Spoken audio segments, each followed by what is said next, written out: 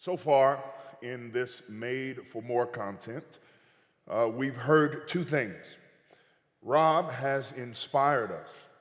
He's inspired us and given us a theological foundation for why we must labor to see each and every uniquely made image bearer as an equipped, mobilized, and released part of God's master work, his master plan in this wondrous tapestry of his creative genius called the church.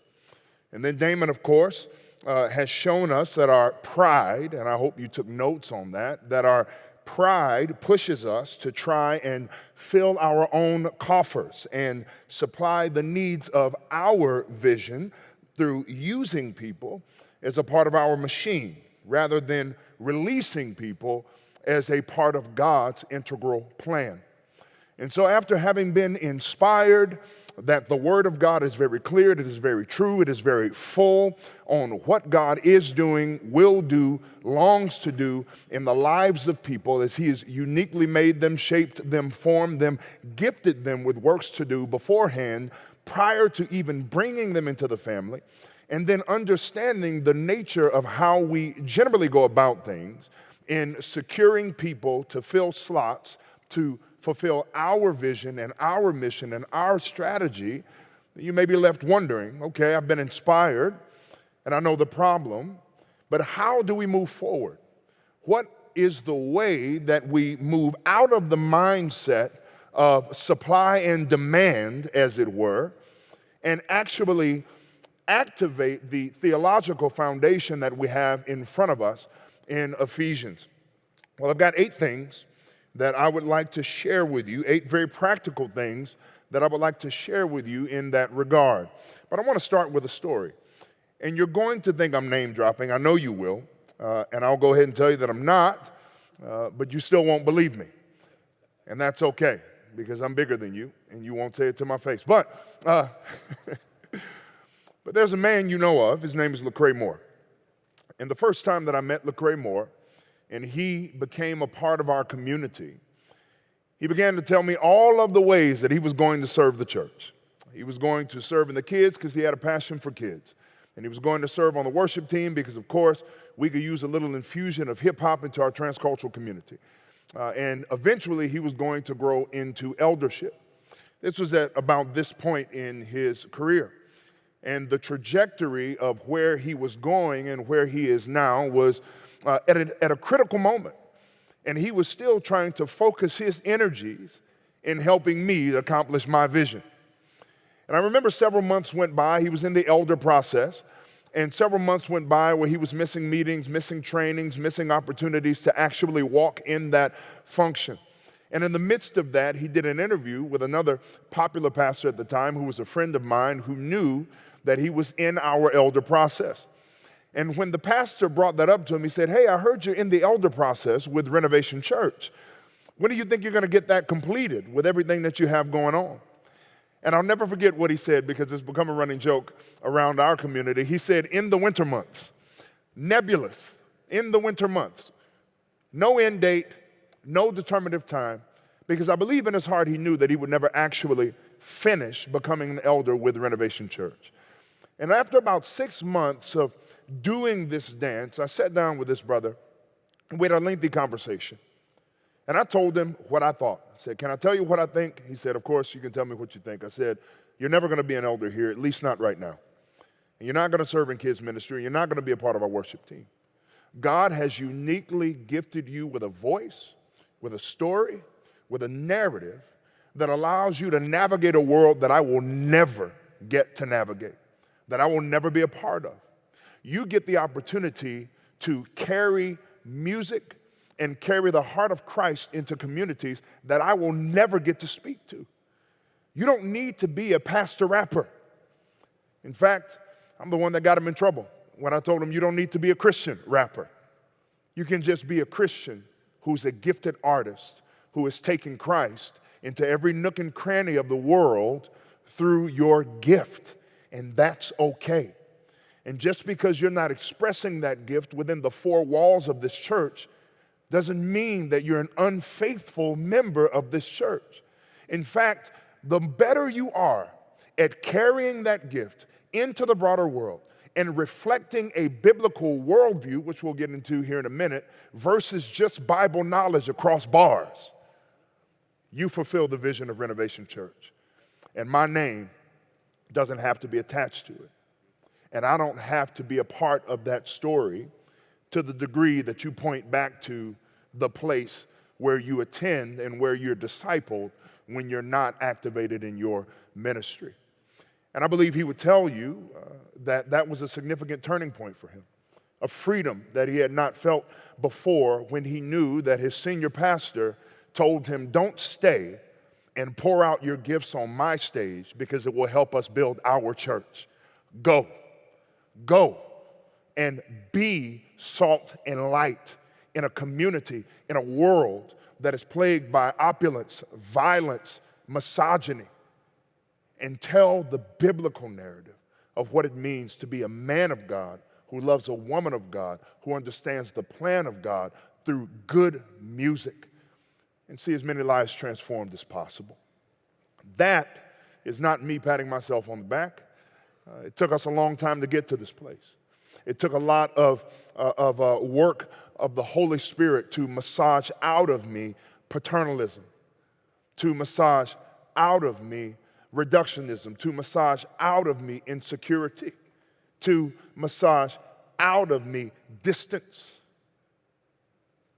It took a lot of work by the Holy Spirit to press those things away in order that I can see that every single member of God's church is not a tool in my hands to accomplish the vision he has given me, but in fact they are uniquely wired to do the thing that God has set aside for them to do, and that it is my responsibility to create pathways, undergird their desires, build guardrails on which they can run, and encourage them in their work. And so here, with my remaining time, let me give you 8 very practical things that I believe will help you along the way to making this transition. Number 1, transitioning from a mindset of from them to a mindset of for them.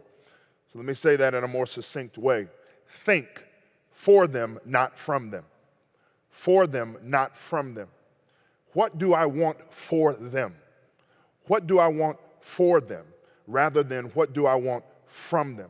This is a significant mind shift because when you begin to think what you want for someone, then how they serve your ends becomes tertiary to who they become as God is making them who they're meant to be. And how they accomplish your vision falls far down the rung of responsibilities and burdens upon them. And what rises to the surface is how they are maximized in the way that God has made them. So the first thing that has to take place is a mentality shift. You have to look at every single person, from elder to staff to laity to first-time guest, and think, what can I do for them? What can I do for them? Rather than what can I get from them? And if we're honest, let's just be honest, I'm a church planter and a scratch church planter at that. So I have felt the desperation of need when I knew that I was going to be leading worship, preaching, setting up chairs, and teaching kids ministry in the same morning. Some of you don't understand that because you came from big churches and they sent you out with 1,000 people and you think you planted a church. But when you parachute into a place where you know no one, then everyone is a potential to help you do your thing. And that's the wrong mindset. We have to look at people and think, what can I do for them to see them become who God is making them? Number 2, you have to distinguish discipleship from development. You have to distinguish discipleship from development. Now, don't freak out, but those are 2 different things. Discipleship is ensuring that someone is becoming more like Jesus. That is the baseline of discipleship. To ensure as best you can through teaching, through shepherding, through preaching, through through intimate relationships and vulnerability and transparency, that people are becoming more like Jesus, that their lives and their hearts are more daily reflecting the wonder and glory of God in every single aspect of their reality. But development is not discipleship. Development is the intentional and instructive shaping of their gifts and their talents and their skills. It is mining the resources of their narrative and their history and their story. It is helping them to connect the dots of the places that they've been and the things that they've done to understand how that fits uniquely into the wonder of what God is doing in this world. And what I've discovered in a little bit of anecdotal research is that most churches, large and small, do not have an intentional leadership development system. They don't. They just hope that it happens along the way. And then you wonder why your groups fell apart. Well, one, that person is an introvert. They're not an extrovert. And if you had taken a little bit of time to do perhaps a Myers-Briggs assessment on them, then you would have known that they're an introvert, which means that they recharge alone and not with people, which means that you cannot stick 15 people in their living room every single week and expect them to be happy about it. It might just be personal to me because I'm an introvert. And the thought of having a horde of people in my living room every single week makes my skin crawl because I don't like a broad range of shallow relationships. Okay, my circle's so small it's a dot, quote Drake, all right? But if we take a little bit of time to actually develop people, to actually mind the way they're made, then we won't stick nervous people at the door and then get mad when our welcome team is not welcoming people. Some people are not made to welcome people. They're just not.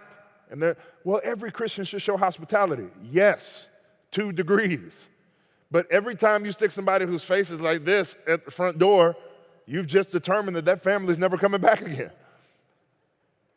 And I can run this through a gambit of things. But we put people in places without knowing how they're made and then wonder why the thing we want them to do doesn't work. It's because we haven't developed them. There's a couple of tools that we use in our leadership development system. It's called Renovation Leadership Institute. Right path assessment to determine what type of leader they are. So I'm a director/driver, probably can tell that, okay? And that means that I should not have a whole bunch of direct reports because I will spend a lot of energy trying to run people too hard, too fast, too far when the Spirit is not at work in my heart. It's been helpful for me to know who I am in that regard. We use the Myers-Briggs. We use Strength Finders. We use a cohort development model where we will gather a bunch of people in a room to learn leadership principles. And then we put them in cohorts to discuss those things and to press them down into their lives. We have Renovation Leadership Institute 1, where it is all informational and cohort model in a general sense. And then we have Renovation Leadership Institute 2, where we then pull together topic-specific or vocational-specific cohorts to begin to further develop people and release them into ministry. So this last fall, I had the privilege of doing a cohort on work and faith and trying to galvanize people around the idea that every one of us is in full-time ministry. We just get paid from different places. And that there's more to sharing Jesus in the workplace than just catching somebody off guard at the water cooler. Okay? How do you decide how many hours you're going to work? What does it mean to let a promotion go by because you know it'll take you away from your family? What does it mean to not allow the boss to be gossiped about even though he might actually be terrible? That's how you exist as a Christian in the workforce. And so we massage those things over the course of 8 weeks, and I've already heard back from many, many people how it's changed the way that they work. And there were courses across the breadth of several different ideas, topics, and aspects of people's lives, releasing them into the world rather than trying to maintain them to accomplish what we are doing. You have to distinguish discipleship from development and have a very specific, very tangible, mapped out leadership development plan. Number 3, you have to develop people theologically for a world beyond the walls of your church building, meaning that they need to be able to distinguish Bible knowledge from biblical worldview. They need to be able to distinguish Bible knowledge from biblical worldview. I don't want to pick on the Baptists. Actually, I do. But being able to do a sword drill very, very quickly doesn't prepare you for how to face much of what happens in the world, how to think through politics, how to think through economics, how to think through finance. You can't just throw verses at those things. You have to have an understanding of how the Bible informs the way you see all things. And if we're not taking the time in our teaching and our preaching to help people distinguish between I know what that verse says and I know what these verses mean and how I live through a lens of applying them, then we're selling them short. And we'll have a bunch of people full with Bible knowledge but unable to function in the world. Number 4, we have to make it about them and who they can be when fully walking in their calling, rather than about their usefulness to our expression of the church. So this is a follow-up to for them, not from them. But more specifically, finding out what it is that they need to be who it is that they need to be. Maybe they don't need more training courses. Maybe they do. Maybe they don't need more assessments. Maybe they do. Maybe they don't need a gifts analysis. Maybe they do. Maybe they don't need one-to-one discipleship. Maybe they do. It is an intentional approach to making it about them for their ends rather than about you for your ends. Number 5, commissioning people to the marketplace as you would to the mission field. Now, this is really, really cool.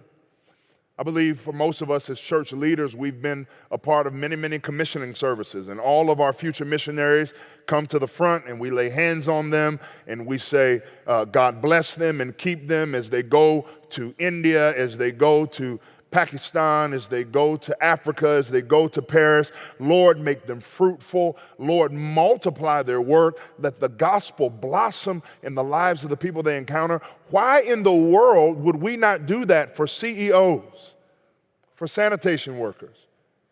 My goodness, for school teachers. Why wouldn't we? Why wouldn't we do it for guidance counselors? Are we not releasing all of these people into mission fields? So I would encourage you that every time you think about commissioning your missionaries overseas, think about commissioning your missionaries right here at home. In fact, I'll go one step further. You should have a twice-a-year commissioning service for everybody in the marketplace. Once in the fall and once in the spring, as the years reset at those two kind of ministry calendars. You should preach a sermon about what it means to be in full-time ministry but be paid from different places. And at the end of that, you should invite everybody up. And you should have your elders or your pastors or some of the laity, whoever you believe walks in authority in your community, lay hands on them, pray for them, and send them out. The same way you would do if you were sending out a church planter or sending someone overseas, because they too are going into a mission field. Number 6, encourage people to surface ministry for which you can equip and support them versus developing ministries for which you must fill roles. So you hear what I said there? Say it again. Encourage people to surface, ministries for which you can equip and support them versus developing ministries for which you must then fill roles. So I'll give you 2 examples. One is presently happening. Another is forthcoming. We had a young lady who was very, very passionate about foster care, and she wanted us to have a foster care ministry. And because of the culture, by God's grace, I'll say that, by God's grace, because of the culture of our church, she knew that all she had to do was say, I want to do this foster care ministry, and that she would be buttressed and bolstered with all the support that she needed. We didn't have a foster care ministry.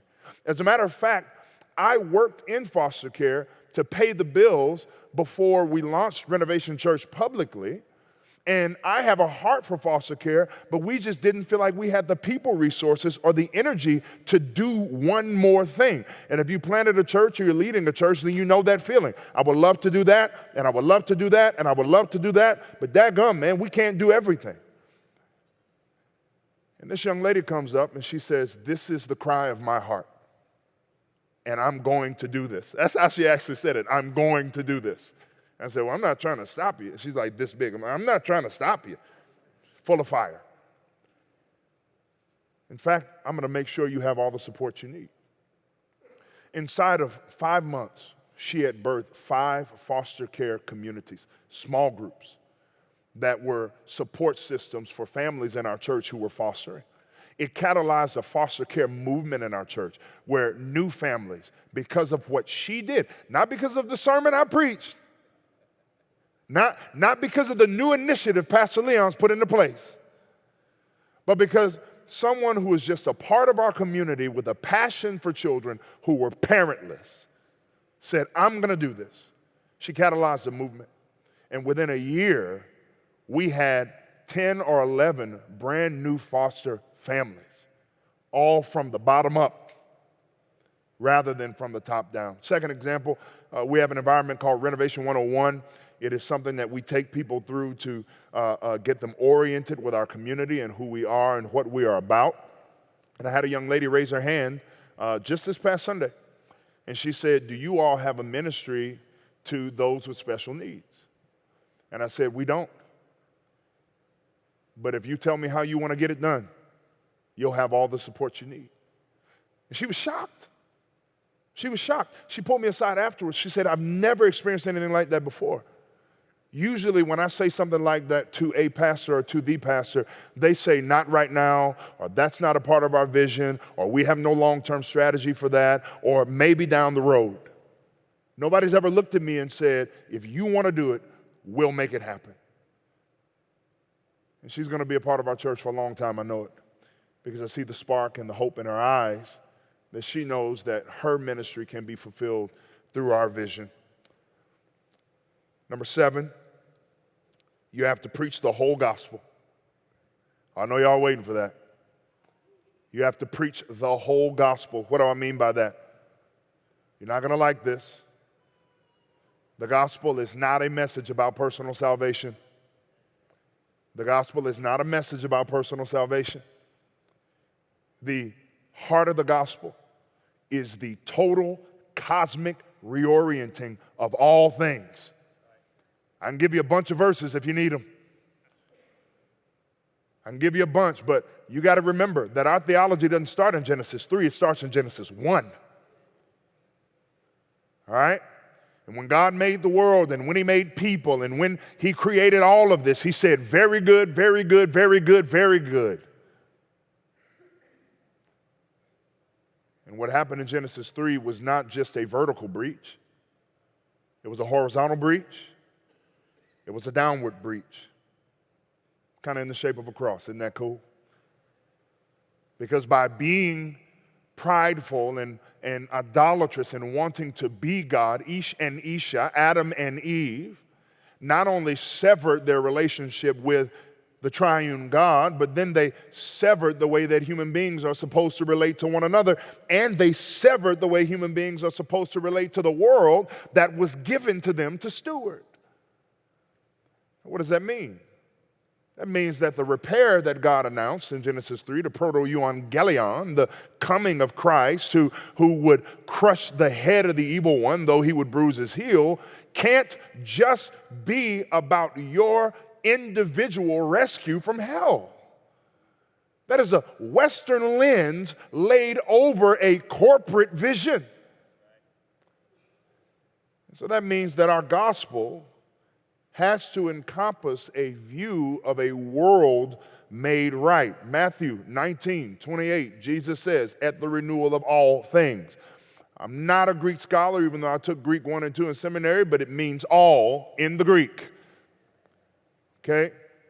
Acts 3, Peter, in preaching, says that right now, Christ has been taken to heaven. But when he returns at the renewal of all things, there again, all things. Colossians 1, he was before all things. Hebrews, he holds all things together by the word of his power. Revelation 21, 1 through 5, heaven comes down, we don't go up. It means that we have to care about the socioeconomic and emotional condition of people, not just if they get fire insurance to get on to glory. And that's the gospel of the kingdom in Matthew, is it not? And so then you have to reverse engineer it, and you have to think about, well, what was the gospel of the kingdom? What did it mean? Well, when the kingdom broke in, Jesus healed, he fed, he clothed, and he declared. All of that was the gospel work. And when you preach the whole gospel, let me connect the dots for you, and you get people developed around a biblical worldview and not just biblical knowledge, then you prepare them to engage the reality of the world in which they exist. So let me say a couple of uncomfortable things. When you preach the whole gospel, it will pull you into uncomfortable political and social commentary. It means that the Supreme Court cannot pass a law redefining marriage without you stating a biblical position that is clear, concise, and loving of those who are on the other side of your biblical position and moral stance. It means that you cannot purport that one party is a reflection of the whole of Christ. It means that you will be caught uncomfortably in the middle, liberal sometimes and conservative others. And it means that you got to teach your people to be that way too. Preaching the whole gospel requires that you become a cultural anthropologist, which means that you can't put 20 hours into a sermon. Nobody needs your dissertation every Sunday. They need to understand how what Jesus did and said applies to their life right now. That means 6 hours in the commentary, 7 if you want to use God's number, and the rest of your time among people, learning what it means to live in the reality in which they exist, so that you're not answering questions that nobody's asking, but you're actually engaging people where they are. It means that it will cause you to lose good people to greater opportunities for God's gifting in them to shine elsewhere. And you got to be okay with that. Not just okay, you have to be celebratory of that. You have to be celebratory of that. That's what it means to preach the whole gospel. Lastly, number 8, in order to do this, in order to shift your mentality to for them, not from them, in order to move out of pride and into activation, in order to live out the fullness of seeing Christ fill every nook and cranny of this world, you have got to have a vision so audacious that it requires people to be pushed beyond the needs of running the church and toward the necessity of fulfilling God's vision. It's got to be so big, so audacious, so ridiculous that the idea that fulfilling this vision would be having enough volunteers, which our people shouldn't be volunteers anyway, by the way, because nobody volunteers for the body of Christ. They are ambassadors of Christ. But the vision has to be so big, so audacious, so ridiculous that the idea that it would be fulfilled in filling the room would be laughable. The idea that it would be fulfilled in filling out your volunteer roster and having a cool band with a cool sound would be laughable. That it can be nothing less than total global revival.